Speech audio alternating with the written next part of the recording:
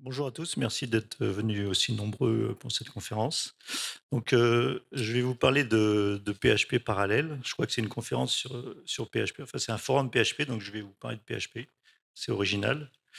Mais surtout d'une découverte que j'ai faite il y a 4 ans. Et avant de rentrer dans le vif du sujet, je vais vous parler un peu de moi. Donc en 2020, j'ai eu, en 2000, pardon, j'ai eu 27 ans, donc faites le calcul, hop, ça y est. Et j'ai fait mes premiers scripts en PHP dans du développement web. J'ai découvert Linux en 2006, j'ai installé ma première distribution sur mon ordinateur portable et depuis je suis un fan. Et j'en ai fait mon métier, enfin ma spécialité en informatique, puisque je suis devenu administrateur système. Et puis depuis 2019, maintenant je suis chez Arawa, une société de services en logiciel libre qui installe des logiciels collaboratifs dans des grosses organisations le plus souvent. On travaille avec Nextcloud, Collabora Online, Big Blue Button, OnlyOffice. Voilà, on fait des grosses installations. Et voilà pour parler un peu d'Arawa, la société qui m'emploie. Au programme de cette présentation, je vais vous parler du projet d'IVMES. C'est le projet qui m'a fait découvrir l'extension PHP parallèle. Je parlerai un petit peu de programmation multithread. Je ne vais pas rentrer dans les détails parce qu'il y a des gens qui le font très bien mieux que moi. Je parlerai ensuite du multithread dans PHP en particulier. Et puis enfin, on rentrera dans la pratique avec PHP parallèle. Alors tout d'abord, le projet d'IVMES. Le projet d'IVMES, c'est un projet qui a démarré en 2020, en pleine crise de Covid. Le ministère de l'Éducation nationale avait un gros besoin d'une solution de visioconférence pour les établissements. Il s'agissait de fournir, soit pour des classes virtuelles, soit pour les agents du ministère qui restaient chez eux pour qu'ils puissent continuer à travailler ensemble. Donc, ils ont lancé un gros projet. Ils ont confié à Arawa le déploiement de Big Blue Button, donc la plateforme de visioconférence libre. À YAL, un autre prestataire, le développement d'un client pour Big Blue Button, pour l'API. Et puis le tout a été déployé sur les serveurs hébergés par Scaleway, donc autour de Big Blue Button. Alors, juste un petit schéma pour vous indiquer comment fonctionne un pool de serveurs Big Blue Button. Quand on veut monter en charge et supporter plusieurs milliers de participants, alors pas dans une seule salle, hein, on monte jusqu'à 500, 600 participants dans une salle avec un seul serveur. Mais si justement on a jusqu'à 500 salles et des milliers de participants, ben on déploie ça sur un grand nombre de serveurs et on met devant un répartiteur de charge qui s'appelle Scalelight, qui a été développé également en 2020 par la même société qui développe principalement Big Blue Button, qui s'appelle Blindside Networks. Donc typiquement, un utilisateur s'authentifie en OIDC sur la plateforme, il se connecte à B3Desk qui a été développé par YAL, donc qui est le client pour l'API de Big Blue Button. B3Desk lui-même fait un appel d'API sur Scalelight, et puis la salle est lancée sur l'un des serveurs Big Blue Button qui constitue le pool. Ensuite, quand les autres participants arrivent, ils sont redirigés directement vers le bon serveur, et la session a lieu. Alors ça fonctionne bien, seulement il se trouve que les serveurs qui étaient hébergés chez Scaleway sont loués à l'heure. Ce sont des machines virtuelles, elles sont louées à l'heure. Et pendant la nuit, les serveurs ne sont pas utilisés, y compris les week-ends.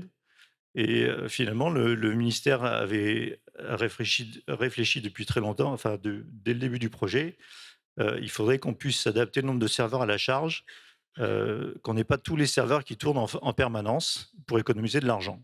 Voilà, votre argent est bien utilisé, hein, vous pouvez voir. En tout cas, il y a des gens qui pensent à faire des économies dans les ministères. Alors, c'est là que DivMS entre en œuvre. DivIMS, c'est un orchestrateur de machines virtuelles. Son rôle, c'est d'adapter le nombre de serveurs du pool à la charge de participants constatés. Autrement dit, à la charge constatée ou à la charge prévue, parce que, comme il est indiqué au petit 1, hein, on peut aussi utiliser un calendrier prévisionnel. Si la montée en charge est très importante, par exemple le matin à 9 h du matin, tout le monde se connecte, où il y a un grand séminaire qui est organisé, pour qu'on ait lancé les serveurs en avance et que les salles de visioconférence soient prêtes quand les personnes vont arriver. Donc DivIMS, en fait, interroge SQLite, il interroge l'état du pool, il fait des connexions SSH. Il interroge également les serveurs BigBlueButton en parallèle, et c'est là où le parallélisme intervient. Ça y est, j'en parle enfin. Il fait des requêtes SSH et des requêtes d'API sur BigBlueButton. Et puis, il fait enfin des requêtes d'API sur l'API de Scaleway pour créer ou détruire des serveurs. Le tout s'exécute en une quarantaine de secondes au maximum, même pour un pool de 150 serveurs. Et tout ça grâce au parallélisme qui a été implémenté dans DivIMS, les appels d'API étant effectués en parallèle. Voilà, et donc il s'exécute en 5 minutes. Enfin, toutes les 5 minutes, le script se lance. Et il faut compter à peu près 3 minutes pour qu'une machine virtuelle se lance, démarre sur l'hébergement de Scaleway. Et on voit sur ce diagramme 2 courbes. Une courbe verte qui vous indique le nombre de salles. Là, on est sur un pool du ministère de l'Éducation nationale, le pool des agents du ministère. Le nombre de salles, donc c'est avec 2 pics dans la journée. On voit un pic le matin, un pic l'après-midi. Et puis la courbe jaune, c'est les serveurs, le nombre de serveurs qui sont lancés. On voit qu'il y a une très forte corrélation entre les 2 courbes, et pour cause, puisque c'est fait pour adapter le nombre de serveurs à la charge. Il y a un creux à midi, et puis on voit que dans l'après-midi, la courbe jaune descend un petit peu en décalé par rapport à la courbe verte. C'est tout simplement que quand les sessions sont terminées, on ne peut pas arrêter les sessions violemment sur un serveur, parce qu'un serveur peut héberger une trentaine de sessions. Donc on draine, hein, on attend que les sessions soient arrêtées avant de pouvoir éteindre le serveur. Voilà, donc ça fonctionne très bien. Et on supporte comme ça, on fait de belles économies. Alors les technologies qui ont été utilisées, au cœur de DivIMS, ça a été développé en PHP, avec l'extension parallèle. Le tout tourne sous un container Docker. Les calendriers sont hébergés sur du Nextcloud. On utilise une librairie pour l'API BigBlueButton qui est écrite en PHP également, l'API de Scaleway et OpenSSH pour les accès SSH. Alors pourquoi avoir choisi PHP? Eh bien, d'abord, c'est le langage que je connaissais le mieux. Donc c'est déjà une bonne raison, parce que c'est à moi qu'on a confié le rôle de développer ce projet en solo. Et puis, j'aurais pu peut-être le développer en Python également, mais il se trouve qu'en 2020, on avait ce besoin de parallélisme pour que ce soit rapide. Et PHP était un très bon candidat, parce que dès 2019, l'extension PHP parallèle était sortie. Et il m'a semblé qu'en Python, c'était plus compliqué à faire, si bien que j'ai proposé de le développer en PHP, c'est ce qu'on a fait. Voilà. Alors, je l'ai déjà dit un petit peu, hein, PHP parallèle dans DivIMS, pour donner un exemple, ce n'est pas le seul usage qu'on en fait, mais on peut faire jusqu'à 100 connexions SSH parallèles. Et il faut compter entre 1 seconde 5 et 2 secondes pour un appel d'exécution SSH. Et quand on les fait en parallèle, en fait, on met à peine plus de temps qu'une seule connexion, parce que les entrées-sorties prennent beaucoup de temps. Et si bien que les 100 connexions se font en 2 secondes, au lieu de se faire en 200 secondes si on les faisait séquentiellement. Voilà un usage possible. Pour poursuivre, je vais vous parler un peu du multithread de façon générale. Dans les ordinateurs, le multithread Alors c'est quoi? Eh bien, au cœur de l'exécution d'un script, dans quel que soit le langage, il y a des tâches qui sont, il y a des tâches qui sont exécutées, par le microprocesseur, qui peuvent s'exécuter soit dans des processus, soit dans des threads. Les 2 étant en fait des structures qui permettent, l'exécution de ces tâches. Les threads sont plus légers à exécuter. Ils s'exécutent, enfin le microprocesseur met beaucoup moins de temps à lancer un thread qu'à lancer un processus. Il peut passer plus rapidement de l'un à l'autre. Alors, c'est ce qu'on appelle le multitâche préemptif, c'est le microprocesseur qui répartit le temps entre les différents threads. Et puis, vous avez le parallélisme à proprement parler. Sur les ordinateurs modernes, vous avez plusieurs cœurs. Chaque cœur est vu comme, par le système comme étant un microprocesseur indépendant. Et aussi bien en multitâche préemptif, peut avoir l'illusion un peu du parallélisme, puisque les temps de passage d'un thread à l'autre étant de l'ordre de la microseconde, on a l'illusion que c'est parallèle. Par contre, en parallélisme, quand on exécute des tâches ou des threads sur plusieurs cœurs simultanément, là on parle vraiment de parallélisme. Bon, au niveau de PHP parallèle, vous verrez qu'on n'a pas cette inquiétude, on n'a pas à s'en occuper. C'est le rôle joué par le système d'exploitation de gérer la répartition des tâches sur les différents cœurs. Simplement, avec les threads, il y a une petite contrainte, c'est que les threads partagent la mémoire avec le processus qui les a fait naître.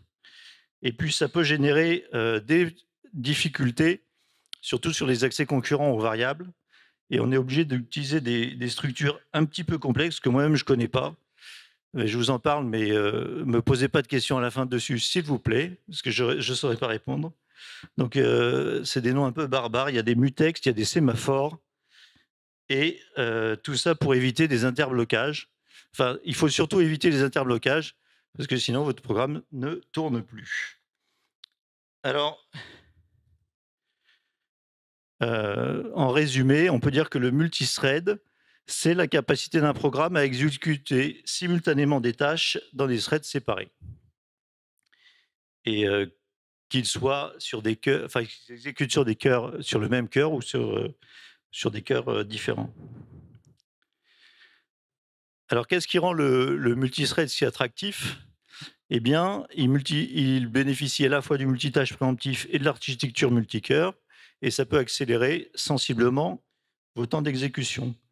Alors, quels sont les programmes qui peuvent bénéficier le plus du multithread?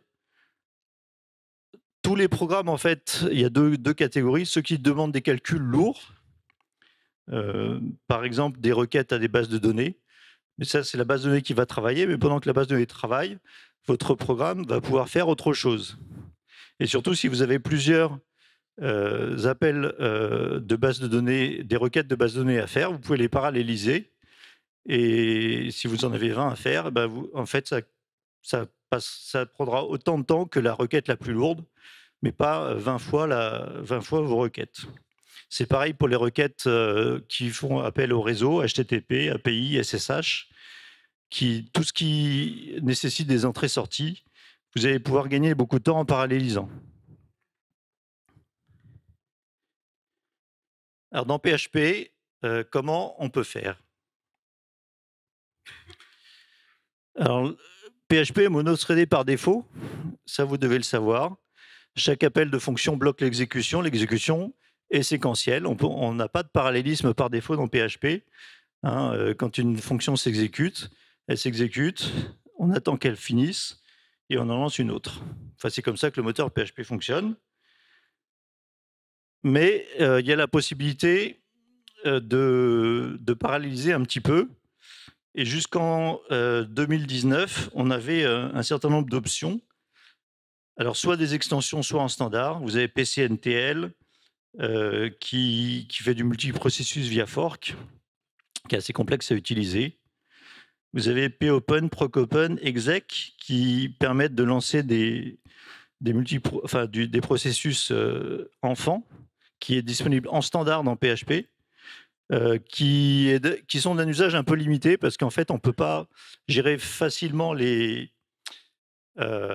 passages de valeurs, les passages de paramètres à ces fonctions. On ne peut pas gérer non plus facilement les retours de valeurs, à moins d'utiliser éventuellement des fichiers d'échange.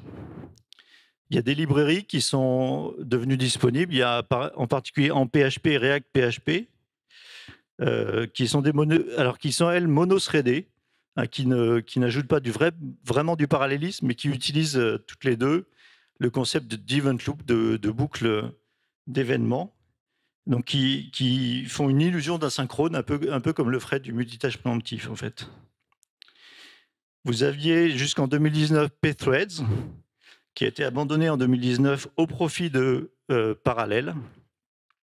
Donc pthreads qui était déjà multithread, et Parallel depuis 2019, qui est son successeur, et qui a même été développé par le même développeur qui avait fait pthread à l'époque, Joe Watkins, dont je parlerai un peu plus tard.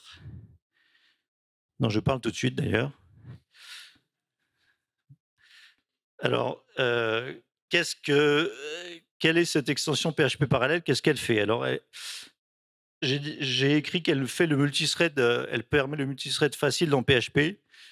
Vous verrez dans les exemples que je vais donner que c'est vraiment facile, effectivement. Ça donne une méthode de programmation qui est très naturelle pour des développeurs PHP. Qui s'en est occupé, donc Joe Watkins et des contributeurs, mais essentiellement Joe Watkins au démarrage. En 2019, c'était disponible avec PHP 7.2 et en 2024, c'est disponible pour PHP 8.3. Donc le développement a été continu, même s'il est un petit peu irrégulier. En tout cas, il y a toujours du monde pour s'en occuper. Et comment ça se concrétise? Quand vous activez l'extension PHP Parallel, vous avez disponible 4 nouvelles classes, enfin plus une 5e. C'est ça, j'ai bien compté.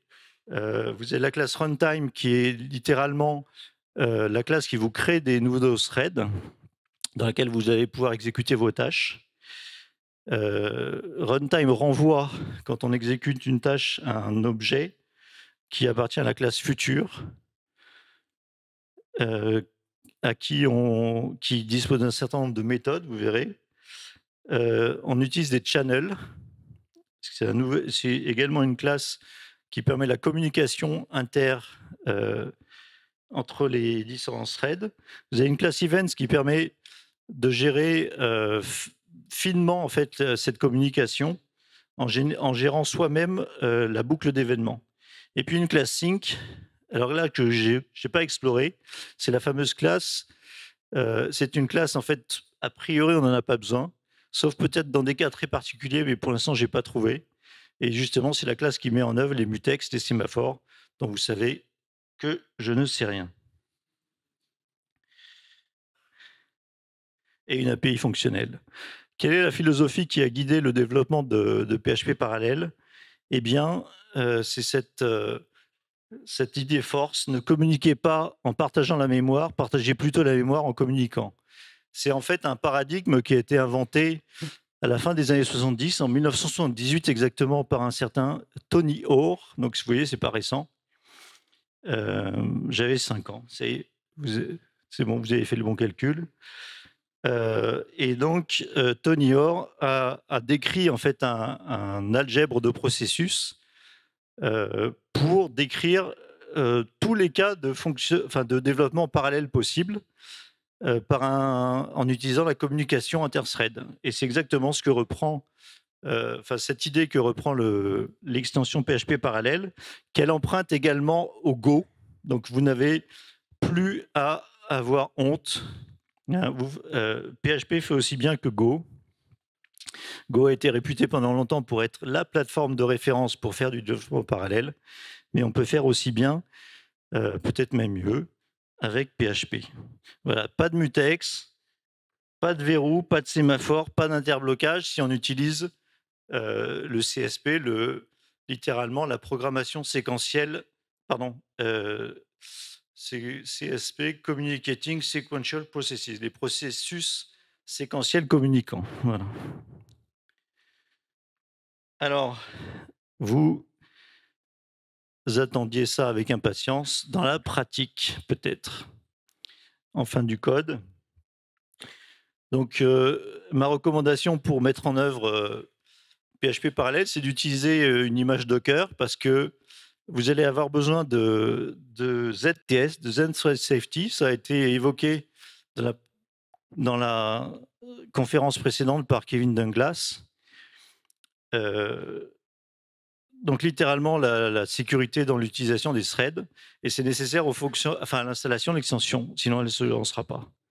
Donc quand on prend l'image officielle, on ajoute l'extension PHP parallèle, et ça fonctionne tout de suite. On a tout de suite un PHP disponible avec l'extension.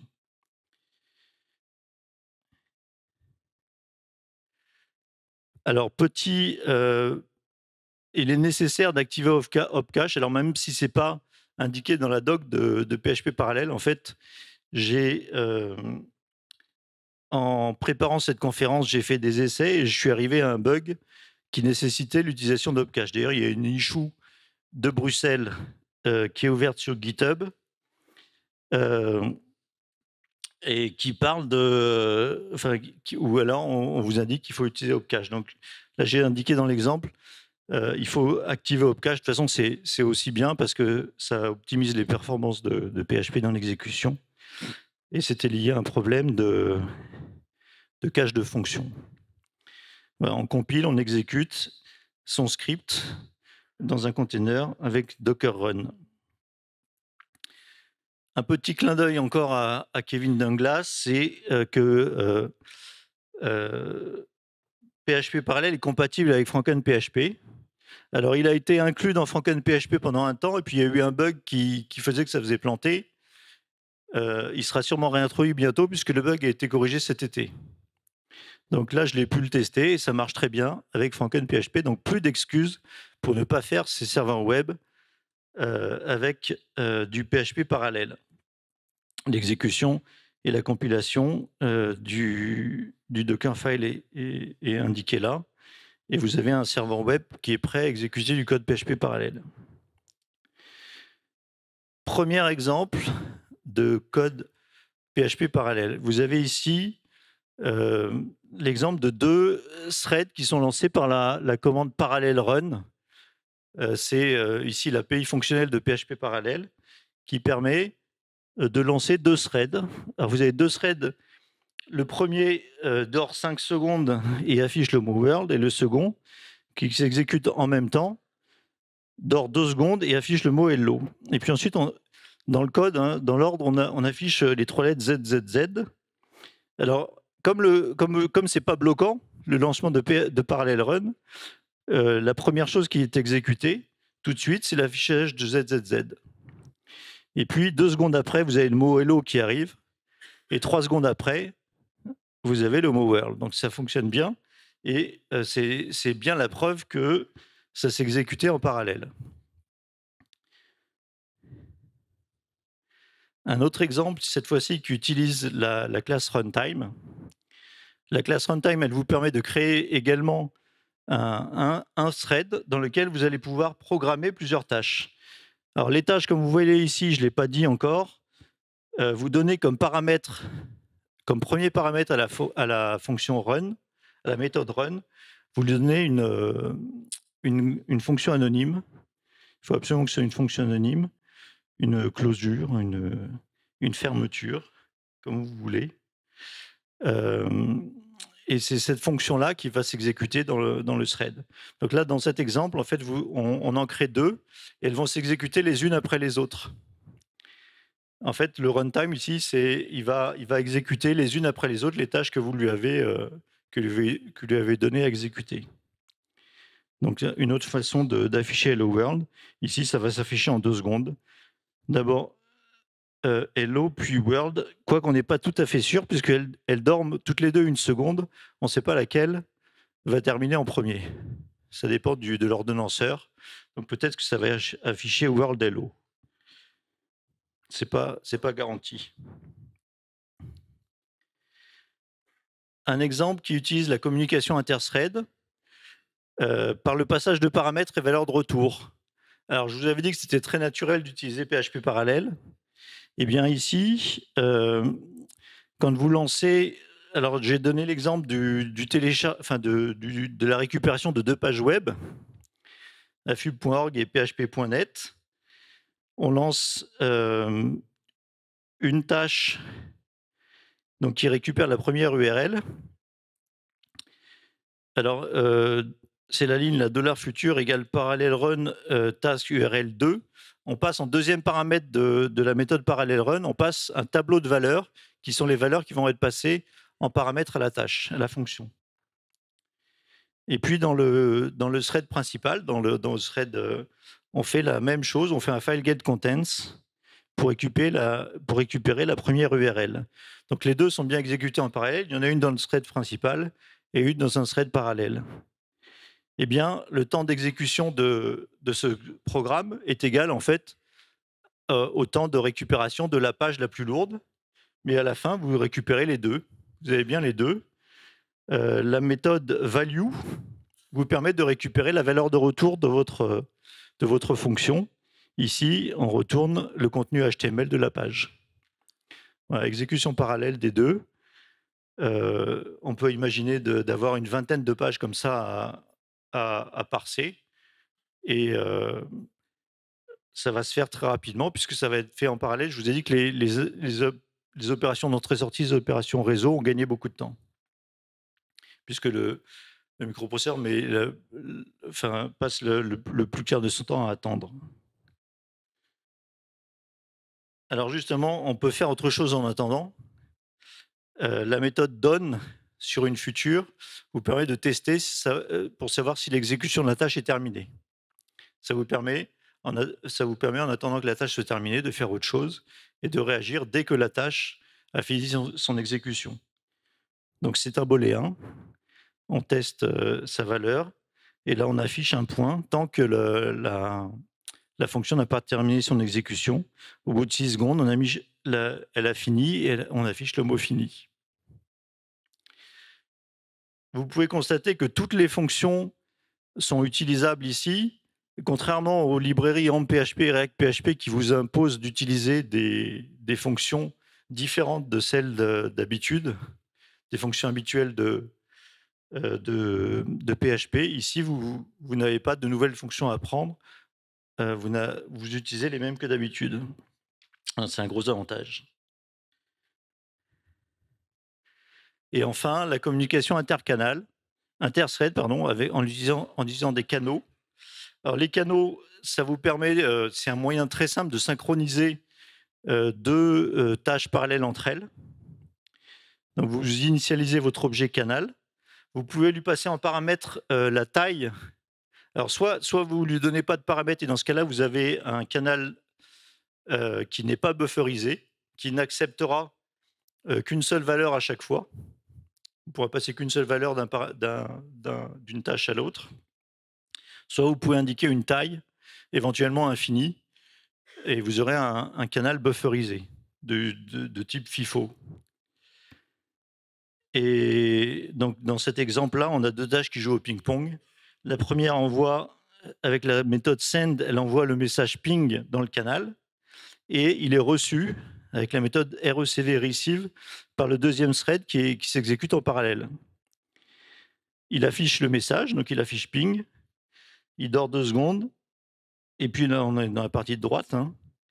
Il envoie sur le canal le message pong qui est reçu par le premier thread et qui affiche le message. Ensuite on ferme proprement le canal et le programme a fini son exécution. Donc dans cet exemple, comme le canal est non bufferisé, les commandes send et receive sont bloquantes. Par contre, si vous avez un canal bufferisé, vous pouvez faire plusieurs send d'affilée pour remplir en fait votre buffer et lancer autant de commandes receive que nécessaire pour récupérer les informations au fur et à mesure. Alors, quelques limitations de PHP parallèle.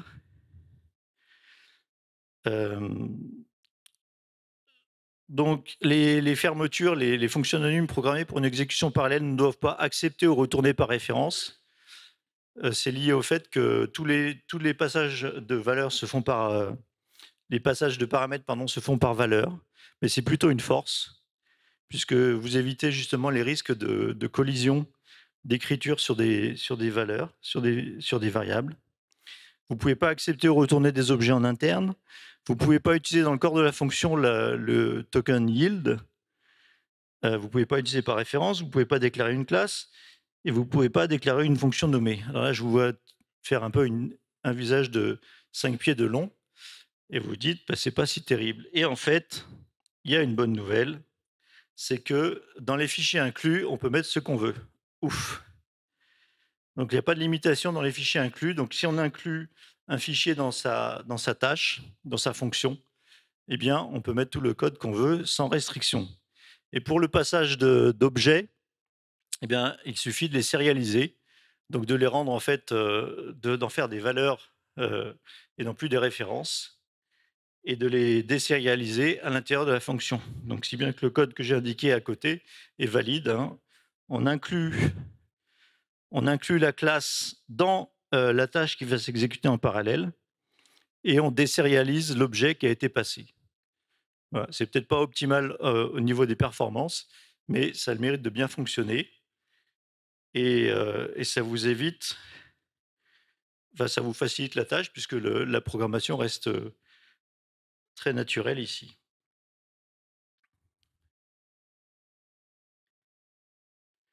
Voilà, int- je vous ai fait une introduction à PHP parallèle. Bienvenue dans les futurs, ces objets qui vous permettent de gérer vos tâches exécutées en parallèle. Un dernier petit mot concernant Joe Watkins. C'est lui le développeur de PHP parallèle, le développeur principal, c'est lui qui a initié le projet. Il était aussi à l'origine de PSRED. Il est très malade. On lui a détecté un diabète de type 2 en 2022, qui le faisait déjà souffrir beaucoup. Et à tel point qu'il est dans l'incapacité, il a été dans l'incapacité de travailler. Encore aujourd'hui, je crois que c'est très difficile pour lui. Il a lancé une cagnotte pour pouvoir subvenir à ses besoins et à ceux de sa famille. Donc, je vous ai mis le QR code ici si vous voulez contribuer à, à subvenir aux besoins de Joe Watkins. Je vous y invite. C'est aussi un contributeur du cœur de PHP. Donc, c'est quelqu'un de très important dans la communauté et c'est important de le soutenir. Après cette conférence, eh bien, je vous invite à découvrir le code de 18 mai si ça vous intéresse. Vous pourrez voir les parties qui concernent PHP parallèle dedans. Sur le multithread, je vous ai mis 2 liens ici l'un d'une conférence de Julien Poli qu'il a faite en 2015 pour une conférence de l'AFUP, où il parle beaucoup mieux que moi du multitâche et du parallélisme.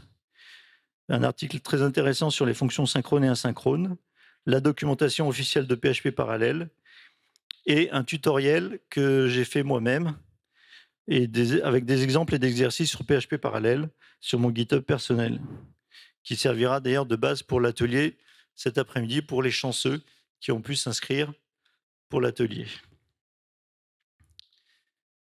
Et je vous remercie.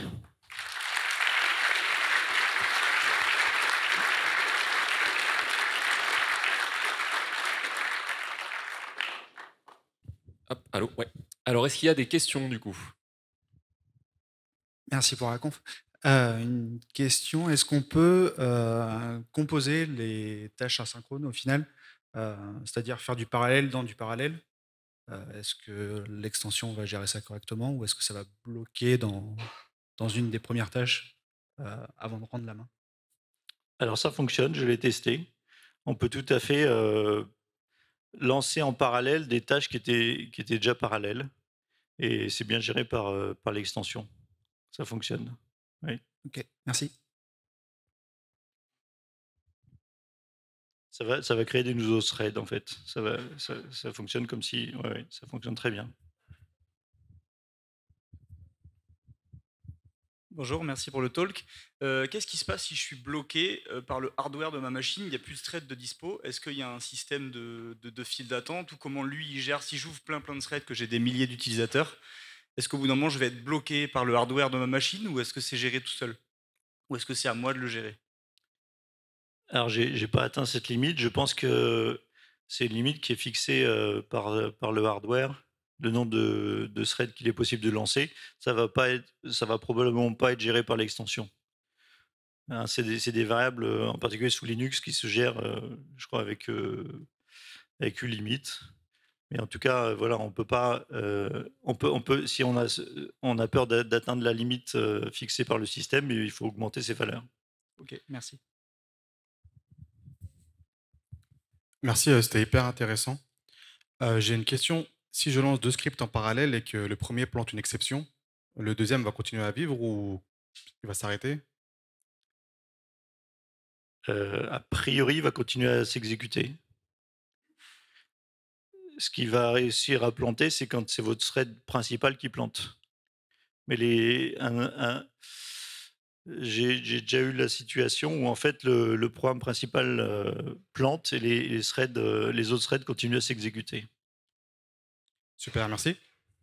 D'ailleurs quand du coup, ça m'oblige à tuer un peu sauvagement Docker parce que quand on est en période de débugage, le seul moyen après, c'est d'aller faire un Docker stop pour arrêter son container Docker qui est devenu un peu zombie. Ouais, bonjour. Je hijack vite fait la conf pour dire aussi que Joe Atkins, c'est un peu la raison pourquoi la fondation PHP existe. Parce que avant qu'il réalise qu'il est malade, il avait fait ce blog post qui s'appelle le Buzz Factor. Et qu'à l'époque, dans PHP, il n'y avait que deux mainteneurs de PHP, Nikita et Dimitri Stogov.